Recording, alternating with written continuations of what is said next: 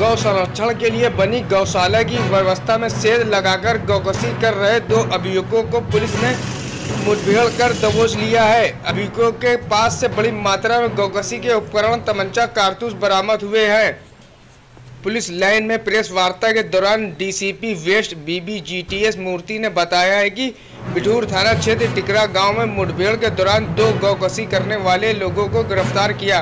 पूछताछ में जानकारी मिली है कि गौशाला के ही कुछ लोगों की मिलीभगत से यह काम किया जा रहा था। उन्होंने बताया है कि करीब 2.5 साल से गौकशी का काम कर रहे थे और एक गौ तस्कर फरार है, उसको जल्द ही गिरफ्तार कर पुलिस गौ तस्करों के ऊपर अभियान चलाएगी। पुलिस कमिश्नर कानपुर विजय सिंह मीणा ने गौ तस्करों को मुठभेड़ में गिरफ्तार करने वाली टीम को इनाम देने की घोषणा की है।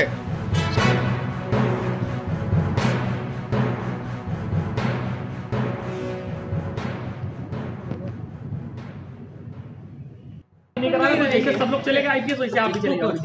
नहीं, हमें शादी का मामला है, हम संत के नाते ये सर वही है सर,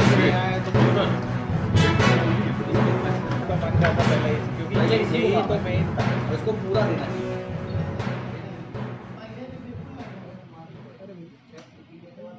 भैया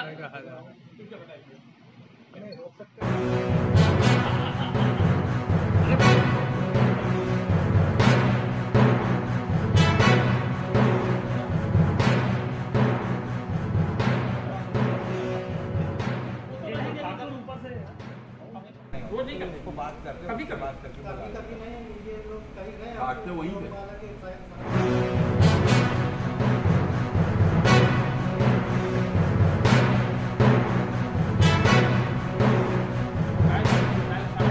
सर अभी तक जितने अभियुक्त पकड़े गए उनसे पूछताछ में क्या पता चला है?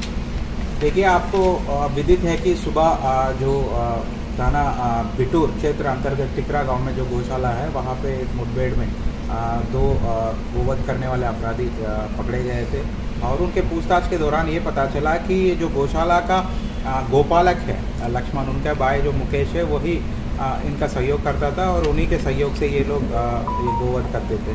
तो पूछताछ में ये पता चला जो मुकेश है, जो बाहर से अगर कोई गाय ये लोग ले आते हैं तो उसके लिए 1000 रुपये और अगर अंदर का गाय को अगर वध करना है तो 4000 रुपये लेते थे।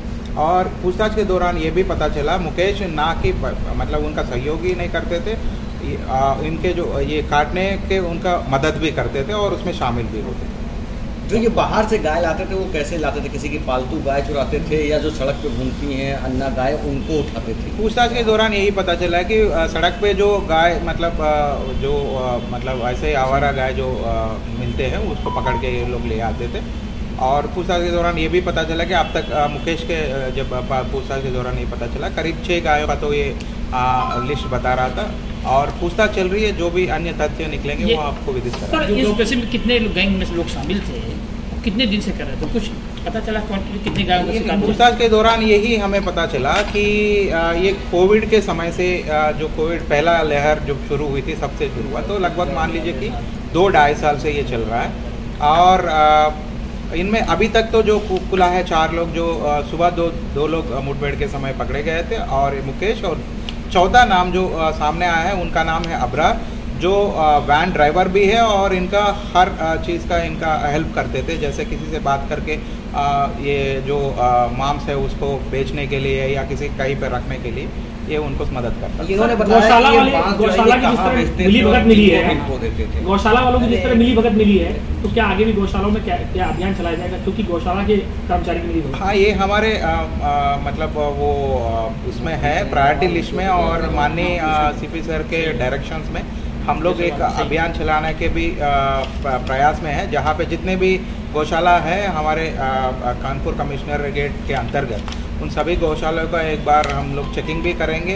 ऐसा ना हो कि कोई जो गोपालक है, जो संरक्षक है, वो खुद इन जैसे इश्यूज या इन जैसे मतलब अपराध में शामिल ना हो। तो सर इनको जहाँ से ये गौमांस बेचते थे क्या उनके ऊपर भी कार्रवाई करेंगे? कुछ नाम इन्होंने बताया कि किसको बेचते थे और कहाँ? ये तो अभी तक फिलहाल जांच की विषय है, लेकिन ये जो सुबह जो पकड़े गए थे फरीद और सलीम, इन दोनों के इनका एक मटन शॉप है रावतपुर में, तो वहीं पे ये लोग रखते थे और वहाँ से अडहॉक रूप से किसी को भी अगर चाहिए था कुछ फंक्शन है उसमें उसको वो लोग जाके बेचते थे। गाय को बना के ही बेचते थे या भैंस बना के, क्या बताते थे? वो अभी तो पूछताछ में क्लैरिटी नहीं है। अभी पूछताछ में और भी कुछ तथ्य सामने आएंगे तो आपको बताएं। क्या टीम को कुछ इनाम देने की?